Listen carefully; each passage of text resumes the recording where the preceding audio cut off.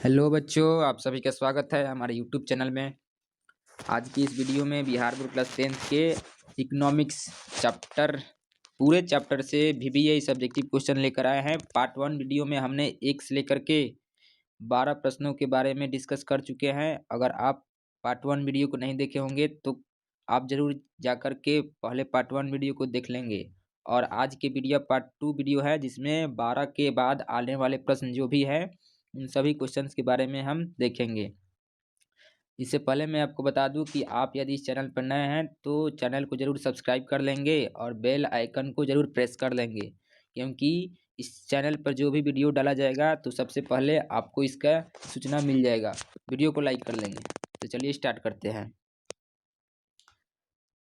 12 प्रश्नों को हमने पार्ट 1 वीडियो में कर लिए थे, तो आज 13 नंबर प्रश्न से स्टार्ट करेंगे।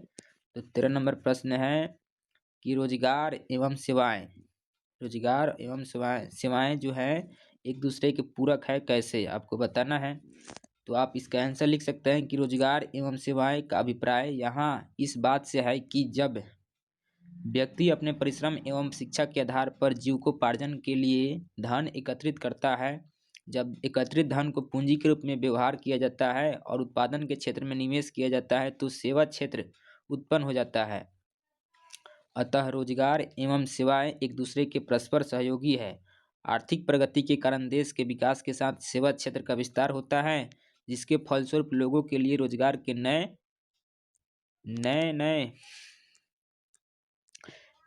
नए अवसर उपलब्ध होते हैं। सेवा क्षेत्र के विकास में शिक्षा की नितांत आवश्यकता है, जिसके कारण लोग रोजगार पाने में सक्षम हो पाते हैं तथा हीन भावना से उठकर देश व राज्य के हित में काम करना प्रारंभ करते हैं, जिससे विकास का भाव परिलक्षित होता है और सेवा क्षेत्र का विस्तार ही रोजगार के अवसर को जन्म देता है। उदाहरण से आपको समझाया जा सकता है कि उदाहरण से स्पष्ट है कि कोई किसान अपने खेतों में धान उपजाता है, उसमें मेहनत कर चावल प्राप्त करता है। अगर वह किसान अपने घर में चावल चुनकर उसे साफ सुथरा कर 1 किलो का पॉलीथीन पैकेट बनाकर बाजार में बेचने का कार्य करता है, तो उसे प्रारंभ से लेकर अंत तक रोजगार मिल जाता है। अगर व्यापार करना चाहता है तो व्यापक स्तर पर कर सकता है, जिसमें अधिक से अधिक किसानों को रोजगार मुहैया करा सकता है। यदि किसान इससे संबंधित तकनीकी जानकारी और प्रशिक्षण प्राप्त करता है तो वह अपनी आमदनी और भी आगे बढ़ा सकता है। इस प्रकार हम कह सकते हैं कि रोजगार एवं सेवा क्षेत्र एक दूसरे के पूरक है। VBA क्वेश्चन है, ये आपके एग्जाम में हर एक बार देखने को मिलता है। रोजगार और सेवा क्षेत्र के पूरक है, कैसे आपको बताना था। तो इसका आंसर आप लिख करके जरूर याद कर लेंगे। 14 नंबर प्रश्न है कि सेवा क्षेत्र पर एक संक्षिप्त लेख लिखना है। इसमें आप लिख सकते हैं कि अर्थव्यवस्था के अंदर 3 क्षेत्र होते हैं। पहला प्राथमिक क्षेत्र, जिसे कृषि क्षेत्र, दूसरा द्वितीयक क्षेत्र या औद्योगिक क्षेत्र और तीसरा सेवा क्षेत्र। यह अर्थव्यवस्था का वह क्षेत्र है जो विभिन्न प्रकार की सेवाएं उपलब्ध कराता है, जैसे संचार, शिक्षा, बैंक, होटल, यातायात इत्यादि। इसके अलावा आप लिख सकते हैं कि सेवा क्षेत्र को 2 भागों में बांटा गया है। वे कौन कौन से भाग है? 1 नंबर है सरकारी और 2 नंबर है गैर सरकारी। तो सरकारी में आपको लिखना हो तो लिखेंगे कि इसके अंतर्गत केंद्र अथवा राज्यों की सरकारें अपने कर्मचारियों की नियुक्ति कर विभिन्न प्रकार की सेवाएं लेती है। इसके बदले उनको वेतन प्राप्त होता है, जैसे पुलिस प्रशासन, रेलवे इत्यादि। इसके बाद अगर आपको गैर सरकारी सेवा क्षेत्र में लिखना हो तो आप लिख सकते हैं कि सरकार के अलावा अन्य संस्था अथवा निजी संस्थाओं द्वारा उपलब्ध कराए गए रोजगारों को शामिल करते हैं, जैसे इंजीनियरिंग, चिकित्सीय, कानूनी, शिक्षा सेवा इत्यादि। सेवा क्षेत्र का विकास इन घरेलू उत्पाद में विकास का उद्घोतक है, इससे सर्वाधिक आय की प्राप्ति होती है। आपको सेवा क्षेत्र पर एक संक्षिप्त नोट लिखना था, तो आप इस प्रकार से लिख सकते हैं। 15 नंबर प्रश्न है कि प्रति व्यक्ति आय और राष्ट्रीय आय में अंतर क्या है। VBA प्रश्न है, तो इसको आप इस प्रकार से लिखेंगे कि राष्ट्रीय आय वास्तव में देश के अंदर पूरे वर्ष में उत्पादित शुद्ध उत्पत्ति को कहते हैं। राष्ट्रीय आय के अंतर्गत केवल उन्हीं सेवाओं को शामिल किया जाता है जिन्हें मुद्रा के रूप में आंका जा सकता है अथवा जिन्हें मुद्रा के रूप में भुगतान की प्राप्ति होती है। राष्ट्रीय आय की गणना अनेक प्रकार से की जाती है। चूंकि राष्ट्रीय आय के व्यक्तियों की आय उत्पादन के माध्यम से अथवा मौद्रिक आय के माध्यम से प्राप्त होता है, इसलिए इसकी गणना जब उत्पादन गणना विधि और व्यक्तियों के आय के आधार पर होती है तब इसे आय गणना विधि कहते हैं। जब किसी देश की राष्ट्रीय आय को उसके कुल जनसंख्या से भाग करते हैं तो प्राप्त राशि प्रति व्यक्ति आय कहलाती है। वर्तमान समय में भारत की प्रति व्यक्ति आय 25,494 रुपये है, जबकि बिहार राज्य की प्रति व्यक्ति आय 6,610 रुपये ही है, जो देश में सबसे कम है। इस प्रकार आपको लिख सकते हैं प्रति व्यक्ति आय और राष्ट्रीय आय में अंतर। इसके बाद जो अगला प्रश्न 16 नंबर है कि सकल घरेलू उत्पाद क्या है, जिसे जीडीपी ग्रॉस डोमेस्टिक प्रोडक्ट कहा जाता है। तो आपको इसके बारे में बताना है। तो आप इस प्रकार बोलेंगे कि सकल घरेलू उत्पाद, जिसे जीडीपी देश की कहा जाता है, देश की सीमा के अंदर देश की भौगोलिक दशा की दी हुई समयावधि है। भौगोलिक दशा की दी हुई समयावधि है जो सामान्यतः 1 वर्ष की होती है। उस वर्ष में उत्पादित अंतिम वस्तुओं तथा सेवाओं का कुल नैटुल्य होता है, किंतु यह सदैव आवश्यक नहीं है कि संपूर्ण जीडीपी देशवासियों की उत्पादन सेवाओं का ही परिणाम होता है। वास्तव में जीडीपी का कुछ भाग विदेशियों की उत्पादक सेवाओं का परिणाम हो सकता है, जिन्होंने अपनी पूंजी तकनीकी का ज्ञान का उपयोग करके देश की कुल उत्पत्ति के कुछ भाग का उत्पादन किया है। इसके बाद जो 17 नंबर प्रश्न है कि बिहार राज्य गरीबी के कुचक्र का शिकार है कैसे। तो इसके बारे में आपको लिखना हो तो लिखेंगे कि देश में निर्धनता अनुपात के ताज़ा आंकड़ों के अनुसार जो योजना आयोग ने मार्च 2009 में जारी किए हैं, इन आंकड़ों के अनुसार बिहार पूरे भारतवर्ष में सर्वाधिक गरीब राज्य है। पूरे भारत में सर्वाधिक गरीब राज्य है। यहाँ 14.4% आबादी गरीबी रेखा के नीचे गुजर बसर करती है। बिहार राज्य के प्रति व्यक्ति आय पूरे देश भर में न्यूनतम है, जिसके चलते बचत निम्न स्तर पर है। कम बचत के कारण पूंजी निर्माण का दर कम हो जाता है, जिसके परिणाम स्वरूप बिहार में प्रति व्यक्ति आय पुनः निम्न स्तर पर कायम रहती है। ठीक इसके विपरीत भारत के विकसित राज्यों जैसे गोवा, दिल्ली आदि में जहां प्रति व्यक्ति आय ऊंचा है, बचत एवं विनियोग अधिक है तथा पूंजी निर्माण दर भी ऊंचा है, जिसके परिणाम स्वरूप हर प्रति व्यक्ति आय में वृद्धि हो जाती है। सामान्यतः हम जानते हैं कि गरीबी को जन्म देती है। इसी कथन को प्रसिद्ध अर्थशास्त्री रेनर नक्स, आपको ऑब्जेक्टिव में पूछ सकता है, गरीबी को जन्म देता है, कौन बोले थे? तो रेनर नक्स ने कहा था, ने गरीबी के कुचक्र के रूप में व्यक्त किया है, जिसका सार यह है कि गरीब इसलिए गरीब है कि उनमें गरीबी नहीं गरीब है गरीबी इसलिए गरीब है कि उनमें गरीबी है। गरीबी के कारण उनकी आय कम होती है। अशिक्षा एवं अज्ञानता के कारण बच्चों की जन्म संख्या अधिक होती है, फलतः उनकी अगली पीढ़ी अधिक गरीब हो जाती है। गरीबी का यह कुचक्र चलता रहता है। तो आप इस तरह से इसका आंसर लिख सकते हैं। 18 नंबर प्रश्न है, राष्ट्रीय आय को परिभाषा दें। इसकी गणना की प्रमुख विधियाँ कौन कौन सी है आपको बताना है। तो इसमें आप बताएंगे कि किसी देश की पूंजी एवं श्रम उसके प्राकृतिक साधना करने से प्रति वर्ष वस्तुओं एवं शुद्ध समूह उत्पन्न होता है, जिसमें अभौतिक पदार्थ एवं सभी प्रकार की सेवाएं सम्मिलित रहती है। इससे जाति को देश की वास्तविक वार्षिक आय या वार्षिक राजस्व अथवा राष्ट्रीय आय कहते हैं। इसके अलावा आप इसको बता सकते हैं कि राष्ट्रीय आय के माप के निम्न तरीके हैं। पहला तरीका है उत्पत्ति गणना पद्धति। तो इसमें आप लिखेंगे कि इस पद्धति के अनुसार किसी वर्ष में कृषि उद्योग तथा उत्पादन के अन्य क्षेत्रों में जो उत्पादन होता है उसकी गणना की जाती है। इस काल में उत्पत्ति में जो अचल पूंजी का ह्रास होता है तथा चल पूंजी का प्रतिस्थापन होता है को आय तथा कर के एवं बीमा आदि का व्यय निकालकर जो मिलता है उसे शुद्ध उत्पत्ति कहते हैं। यह शुद्ध उत्पत्ति राष्ट्रीय आय होती है। इस पर विभिन्न संसाधनों विभिन्न साधनों के बीच वितरित किया जा सकता है। 2 नंबर में आप लिख सकते हैं कि आय गणना पद्धति राष्ट्रीय आय को मापने की आय गणना पद्धति कहा जाता है। यह वह विधि है जो एक लेखा वर्ष में उत्पादन के प्राथमिक साधनों का उत्पादक सेवाओं को बदले में किए गए भुगतानों के दृष्टि से राष्ट्रीय आय की माप करता है। 3 नंबर में आप इसका विधि ले सकते हैं व्यय विधि। तो व्यय विधि वह विधि है जिसके द्वारा एक लेखा वर्ष में बाजार कीमत पर सकल घरेलू उत्पाद किए गए अंतिम व्यय को मापा जाता है। यह अंतिम व्यय बाजार की कीमत पर सकल घरेलू उत्पाद के बराबर लेता है। और 4 नंबर में आप लिख सकते हैं कि व्यावसायिक गणना पद्धति। तो इस प्रणाली में लोगों की आय की गणना इनके पेशे के अनुसार की जाती है। जहां आय के पर्याप्त आंकड़े नहीं प्राप्त होते वहां इस पद्धति को काम में लाया जाता है। पहले विभिन्न प्रकार की व्यवसाय से लोगों को प्राप्त आय की गणना की जाती थी और तब इनका कुल योग राष्ट्रीय आय को सूचित करता है, जैसे कृषि, उद्योग, यातायात या अन्य व्यवसाय। 5वां में आप विधि में लिख सकते हैं कि सामाजिक लेखांकन पद्धति। जो प्रोफेसर रिचर्ड ने राष्ट्रीय आय की माप करने के लिए इस पद्धति का प्रयोग किया था। सामाजिक लेखांकन आर्थिक नीति का एक नियोजक यंत्र है। यह राष्ट्र की गतिविधियों पर विशेष ध्यान रखता है तथा देश की आर्थिक नीतियों के निर्माण में सहायता करता है। और इसमें आपको लिखना हो तो आप इस प्रकार से लिखेंगे। 19 नंबर प्रश्न है कि मुद्रा के कार्य का वर्णन करें। तो आप लिखेंगे कि मुद्रा के निम्नलिखित कार्य हैं।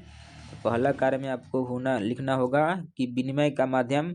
मुद्रा विनिमय का माध्यम है। मुद्रा क्रय तथा विक्रय दोनों के ही मध्यस्थ का कार्य करता है। और दूसरा में आप लिख सकते हैं मूल्य का मापक। तो मुद्रा मूल्य का मापक है। मूल्य का मापक है किस वर्ग को होगा यह मुद्रा द्वारा ही संभव है। मुद्रा के इस कार्य के कारण विनिमय करना आसान हो जाता है। इसके अलावा 3 नंबर में लिखेंगे कि विलंबित भुगतान का मान। आधुनिक युग में बहुत से आर्थिक कार्य के आधार पर होता है और इनका भुगतान बाद में किया जाता है। मुद्रा ने उधार धन या लेन के कार्य को काफी आसान बना दिया है। 5वां में आप लिखेंगे कि मूल्य का संचयन। तब मनुष्य वर्तमान की आवश्यकताओं को पूरा करते हुए भविष्य की आवश्यकताओं के लिए भी कुछ बचा कर रखना चाहता है। मुद्रा की यह विशेषता है कि इसे जमा करके रखा जा सकता है। और इसमें अगला में आप लिखेंगे कि क्रय शक्ति का हस्तांतरण। तो मुद्रा के द्वारा कोई भी व्यक्ति किसी एक स्थान पर अपनी संपत्ति बेचकर किसी अन्य स्थान पर नई संपत्ति खरीद सकता है। ये सभी मुद्रा के द्वारा ही संभव है। इसके अलावा अगला में आप लिखेंगे क्रय शक्ति का हस्तांतरण। तो मुद्रा साख के आधार पर कार्य करती है। बिना मुद्रा के साख पत्र जैसे चेक, डेबिट कार्ड, जो हुंडी इत्यादि जो प्रचलन में नहीं हो रह सकते हैं। तो आपको मुद्रा के कार्य में बताना था, तो आप इस प्रकार से मुद्रा का कार्य बता सकेंगे। इसके बाद जो 20 नंबर प्रश्न है कि बचत क्या है, इसके विभिन्न प्रकारों की चर्चा करें। तो इसमें आपको लिखना होगा कि आय तथा उपभोग का अंतर बचत कहलाता है। प्राप्त आय में से जितनी राशि खर्च करने के बाद शेष रहती है वही बचत होती है।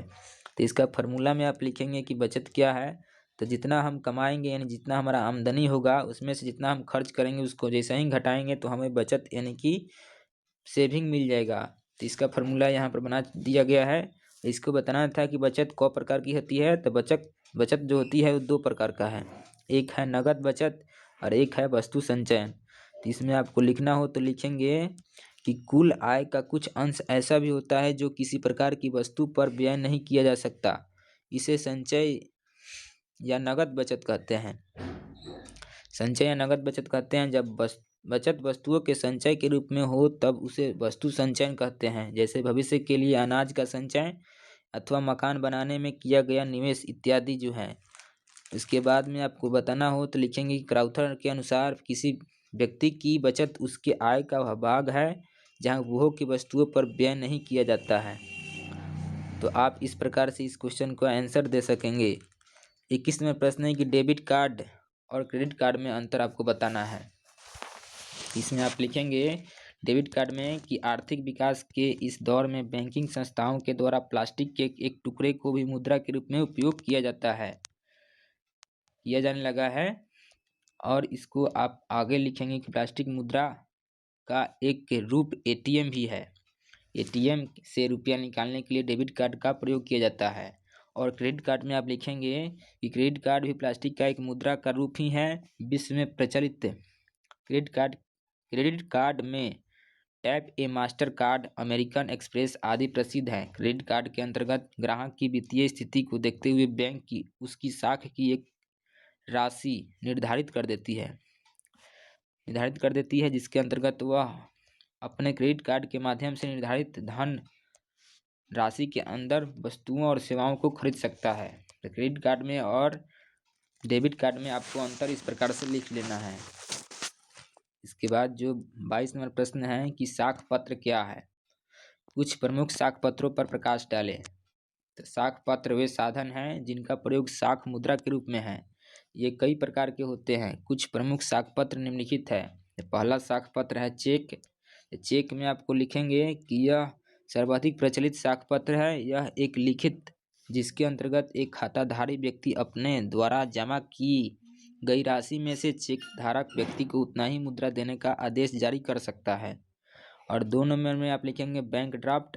तो बैंक ड्राफ्ट वह पत्र है जो बैंक एक दूसरे बैंक के अंकित व्यक्ति को उतने रुपये जो अंकित देती है करने का आदेश देते हैं, जो माध्यम से रुपये सुरक्षित एवं आसानी से एक जगह दूसरी जगह पहुंचा सकता है। 3 नंबर में आपको लिखना है तो लिखेंगे यात्री चेक। यात्रियों की सुविधा के लिए बैंकों द्वारा जारी विशेष प्रकार का चेक जिसे निश्चित राशि जमा करके प्राप्त की जा सकती है।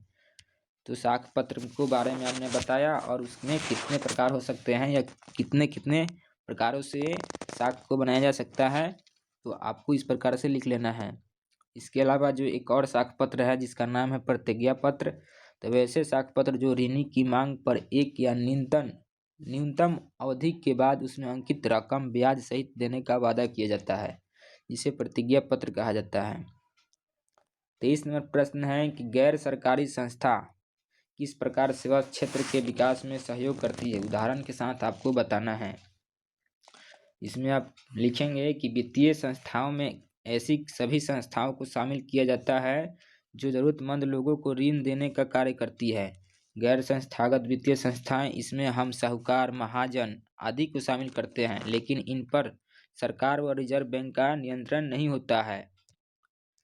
बिहार संस्थागत वित्तीय संस्थाएं भी अपनी महत्वपूर्ण भूमिका अदा कर रही है, क्योंकि अशिक्षा व गरीबी के कारण गांव में रहने वाले किसान अपनी ज़रूरतों के लिए आज भी ऋण इन्हीं साहूकार व महाजनों से ले रहे हैं। इनसे ऋण उन्हें शीघ्र व आसानी से प्राप्त हो जाता है, साथ ही उन्हें कोई कागजी कार्रवाई भी नहीं करनी पड़ती है। तो आप इसका आंसर इस प्रकार से लिख लेंगे। अगला जो प्रश्न है 24 नंबर कि राज्य स्तरीय संस्थागत वित्तीय स्रोत के कार्य का वर्णन करें। इसका आंसर आप लिखेंगे कि राज्य स्तरीय संस्थागत वित्तीय संस्था के अंतर्गत वैसे संस्थागत आते हैं जो राज्य स्तर पर विकासात्मक कार्य करते हों। ये ऋण उपलब्ध कराकर राज्य में साख का नियंत्रण करते हैं। कुछ प्रमुख राज्य स्तरीय संस्थागत वित्तीय संस्थाओं के कार्य निम्नलिखित है। जैसे कि 1 नंबर है सहकारी बैंक। तो सहकारी बैंक की स्थापना अलग अलग राज्यों द्वारा बनाई गई सरकारी यानी कि सहकारी समितियों के अधिनियमों द्वारा की गई है। भारत में सहकारी बैंक भी बैंकिंग के आधारभूत कार्य को पूरा करते हैं। वस्तुतः भारत में सहकारी बैंक का गठन 3 स्तरों वाला है।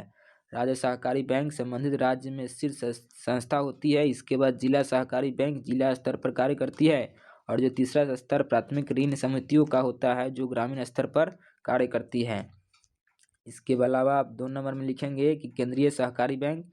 इस संस्था का कार्य एक जिले तक ही सीमित रहता है।